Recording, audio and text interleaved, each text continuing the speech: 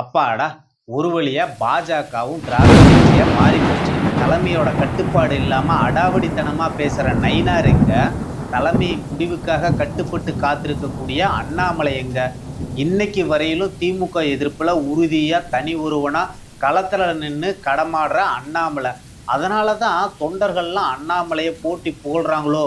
நாட்டு மக்களுக்கு அன்பு பரிசளித்த பிரதமர் மோடி. என்ன பரிசு? வாங்க இந்த வீடியோவில் பார்க்கலாம். அன்பு தமிழ் நெஞ்சங்களுக்கு அன்பு வணக்கம்.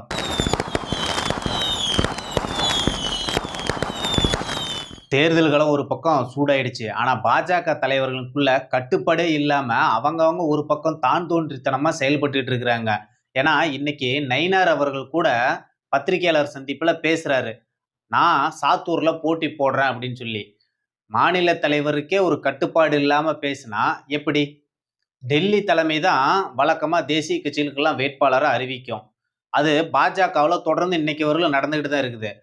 டெல்லி தலைமை இன்னும் வேட்பாளரையே இன்னும் தேர்வு பண்ணி முடிக்காம இருக்காங்களாம். ஆனா அதுக்கு முன்னாடியே நயினாரு நான் சாத்தூர்ல தான் போட்டி போடுறேன்னு பேசுறாரு. அண்ணாமலை தேர்தல் களத்துல போட்டி போடுறத பத்தி நயினார் பேசுறாரு. அது டெல்லி தலைமை தாங்க முடிவெடுக்கும், நான் முடிவெடுக்க முடியாதுன்னு சொல்லி பேசுறாரு. அண்ணாமலை போட்டி போடுறது டெல்லி தலைமை முடிவெடுக்குமா, இவரு சாத்தூர்ல போட்டி போடுறது இவரே முடிவு பண்ணிக்குவாராமா. பாத்தீங்களா எப்படியெல்லாம் இருக்காங்கன்னு. அதனாலதான் பாஜக மறுபடியும் நோட்டாவை நோக்கி போயிட்டு இருக்குதுன்னு களத்துல இருக்கிறவங்க எல்லாம் பேசிக்கிறாங்க. ஏன்னா பாஜக தொண்டர்கள்லாம் இப்ப என்னெல்லாம் சமூக வலைதளங்கள் எழுதுறாங்க. நான் பாஜக ஓட்டு போட மாட்டேங்க, அதிமுகவுக்கு ஓட்டு போட மாட்டேன், நான் விஜய்க்கு ஓட்டு போடுறேன், நான் தமிழருக்கு ஓட்டு போடுறேன், வேற யாராச்சும் ஒருத்தருக்கு நான் ஓட்டு போடுறேன் அப்படின்லாம் சமூக வலைதளங்கள்லாம் எழுதுறாங்க. அதுலயும் இதுக்கெல்லாம் முக்கியமான காரணம் யாருன்னு பார்த்தா நம்ம பாஜக மாநில தலைவர் நயினார் அவர் தான். ஏன்னா கடந்த பாராளுமன்ற தேர்தலையே ஒரு 2 பாராளுமன்றத்தை நம்ம ஒப்பிடுவோமே. இன்னைக்கு கன்னியாகுமரி மாவட்டத்துல 6 சட்டமன்ற தொகுதி இருக்கு. அதுல 5 சட்டமன்ற தொகுதி பாஜக தான் வேட்பாளரை நிறுத்துறாங்க.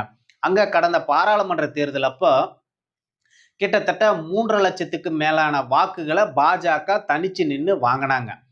அதேதான் கோயம்புத்தூர்லயும் அண்ணாமலை அவர்கள் 4.5 லட்சம் வாக்கு தனியா வாங்கினாரு. அங்க என்னன்னா கன்னியாகுமரியில 50,000 வாக்கு வாங்கின அதிமுக ஒரு இடத்துல நிக்குமா, கோயம்புத்தூர்ல 2.5 லட்சம் வாக்கு வாங்கின அதிமுக 9 தொகுதியில நிக்குமா. பாருங்க எப்படி எல்லாம் வேடிக்கையா இருக்குதுன்னு. பாஜகவோட வாக்கு வாங்கி எப்படியெல்லாம் பாஜகவை பயன்படுத்துறாரு. இந்த ஒரு முட்டாள்தனமான முடிவு எடுக்கக்கூடிய தலைவர் பொறுப்புல இருக்கிற நயினார் எல்லாம் சீட்டு பேரம் பேசும்போது ஒரு நல்ல பேச்சுவார்த்தை நடத்தி ஒரு சரியான தொகுதியை வாங்கி களமாடணும். நீங்க பேச்சுவார்த்தை உங்களுக்கு ஏற்றார் மாதிரி ஒரு தொகுதியை வாங்கிக்கிட்டு வந்துட்டீங்க. அது கூடவா பேச மாட்டீங்க? இதுல வேற அமித்ஷா இத்தனை முறை வராரு போறாரு, எடப்பாடி டெல்லி போறாரு, பியூஷ் கோயல் வராரு, இத்தனை பேர் இத்தனை விஷயம் நடந்து 27 தான், அதுவும் உதவாத தொகுதியெல்லாம் வாங்கிட்டு வந்திருக்கீங்க. இதுவே அவங்கெல்லாம் வராம இருந்து பேச்சுவார்த்தையிலே நடத்தாம இருந்தீங்களா, பாஜக காரங்கெல்லாம் அதிமுக சின்னத்துல நிக்கிற அளவுக்கு நயினார் தயாராயிருப்பாராட்டங்குது. இன்னைக்கு அப்படிதான் களம் போயிட்டு இருக்குது. ஏன்னா கோயம்புத்தூர்ல அண்ணாமலை அவர்கள் கிட்டத்தட்ட ஒரு பாராளுமன்றம்னா ஒரு 1200 1300 பூத்து வரும். அதுல 492 பூத்துல பாஜக முதலிடம் பிடிச்சிருக்குது. அப்பேற்பட்ட ஒரு ஸ்ட்ராங்கான ஒரு இடத்துல கூட எக்ஸ்ட்ரா தொகுதிகளை நீங்க கேட்டு பெற முடியல அப்படின்னா நீங்க எதுக்கு? அது மட்டும் இல்லாம இப்ப கோயம்புத்தூர்ல இருக்கிற 10 பாராளுமன்ற தொகுதியில கிட்டத்தட்ட 6 பாராளுமன்ற தொகுதியில பாஜக தான் 2ஆம் இடம் பிடிச்சிருக்குது. அதிமுக 3ஆம் இடம், 4ஆம் இடம் எல்லாம் பிடிச்ச தொகுதிகள்லாம் இருக்குது. அங்க இவங்க 9 தொகுதியில நிக்கிறாங்க. கிட்டத்தட்ட ஒரு பாதி பாதி நின்னா கூட பரவாயில்லாம். அது கூட இல்லாத ஒரு சூழல் தான் இன்னைக்கு கோயம்புத்தூர்ல இருக்குது. அவ்வளவு ஸ்ட்ராங்கா கோயம்புத்தூர்ல பிஜேபி இருக்குது. அந்த இடத்துல ஒரு இடம் நயினார் வாங்கிட்டு வந்திருக்கிறாரு.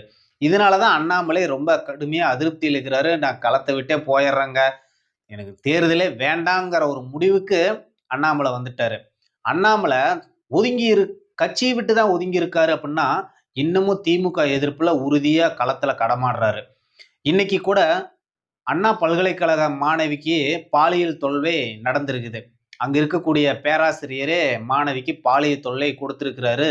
அதை குறித்து கேள்வி கேட்ட ஒரே ஆளு நம்ம அண்ணாமலை அவர்கள் தான். 2 வருஷமா ஒரு மாணவிக்கு பாலியல் தொல்லை நடந்துட்டு இருக்குது. பல்கலைக்கழகத்தில் இருக்கிற பாலியல் சீண்டல் பிரிவு பெண்கள் பாதுகாப்பு பிரிவு என்ன பண்ணிட்டு இருக்குன்னு ஒரு கேள்வி கேட்டிருக்கிறாரு. அமைச்சர் எல்லாம் இதெல்லாம் ஆய்வு பண்ணனாரா இல்லையா? 2 வருஷமா ஒரு மாணவிக்கு இது நடக்குது. இது குறித்தான ஒரு ஆய்வு பண்ண மாட்டீங்களா? அங்கு அந்த துறையில் இருக்கக்கூடிய எல்லா மாணவிகளையும் முதல்ல விசாரிங்க. இன்னும் எத்தனை மாணவி பாதிக்கப்பட்டிருக்கிறாங்கிறத பாருங்க. மாணவிகளுக்கு கல்வி கற்க வர பெண் குழந்தைகளுக்கு ஒரு நல்ல பாதுகாப்பு வழிகாட்டு இதை செய்யுங்கன்னு அண்ணாமலை கேள்வி கேட்கிறாரு. இதுக்கு முதல்ல அண்ணாமலை பார்த்தீங்கன்னா கேள்வி கேட்டார் அப்படின்னா, ஏற்கனவே கடந்த ஆண்டு இதே மாதிரி அண்ணா பல்கலைக்கழகத்தில் ஒரு மாணவிக்கு நடந்து அண்ணாமலை என்னோட சகோதரியா நினைச்சு நான் போராட்டம் களமாடுறேன், காவல்துறையெல்லாம் பல்வேறு குளறுபடிகள்லாம் செஞ்சாங்க. அதையெல்லாம் பொது வழிக்கு கொண்டு அண்ணாமலை அந்த மாணவிக்கு நீதியை வாங்கி கொடுத்தாரு. இன்னைக்கு அதே மாதிரி அண்ணா பல்கலைக்கழகத்தில் இன்னொரு மாணவிக்கு ஏற்பட்டிருக்குது. அதை தான் உயர்கல்வித்துறை அமைச்சர் செழியன் அவர்கள் உடனடியாக ஆய்வு பண்ணும், விசாரிக்கணும், மக்கள் மத்தியில் அது குறித்தான விளக்கம் அளிக்கணும்னு ஒரு கேள்வி கேட்டிருக்கிறாரு.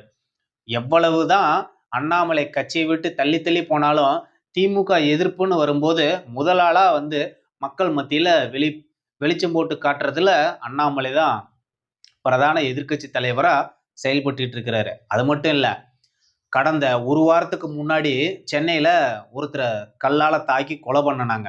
அது எந்த ஒரு மீடியாவிலையுமே வரல. அந்த அளவுக்கு திமுக பாதுகாத்து வச்சிருச்சு.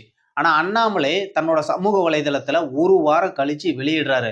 உடனடியா மீடியாக்காரங்கெல்லாம் பதிவிடுறாங்க. பாருங்க எப்படி எல்லாம் தமிழ்நாட்டோட மீடியா எப்படி இருக்குது. இதெல்லாம் வச்சுதான் அண்ணாமலை முன்னோக்கி பாஜகவை 4 ஆண்டு காலமா வளர்த்தினாரு.